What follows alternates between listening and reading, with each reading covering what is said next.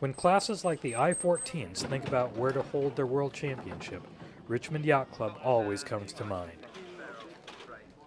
It may be warm and sunny here in the boatyard as people prepare for what's to come, but heavy breeze is the norm for summertime.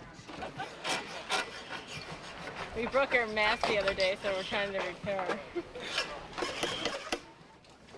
Once the boat's ready, there's always happy smiling faces when it goes into the water. Every crew has high expectations leaving the dock and heading out to the race course. Big fleets need good race management just to get off the line. Aggressive starts are the norm in 80-boat fleets like this one.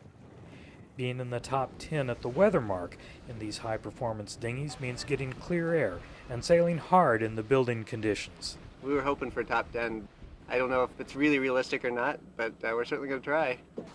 So it's going to get a little wilder, I think. And I don't think we've seen the strongest wind yet. We'll get at least 30 one of these days.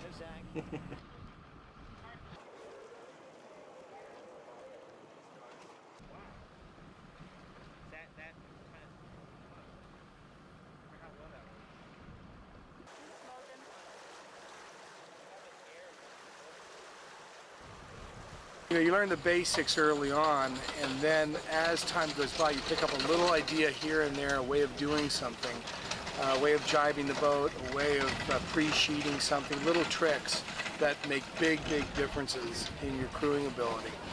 And you build on that. And I think that's what's really, made me into the crew that I am today. Frightening, particularly downwind, the big short chop. You have to be very careful. The big spinnaker pulls the bow down, even though you're right off the back. If you get that wrong, down you go. Ooh, they hit.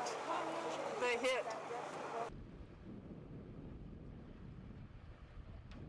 It got pretty fresh yesterday. It was good, well up towards 25 knots, which is getting towards the limit.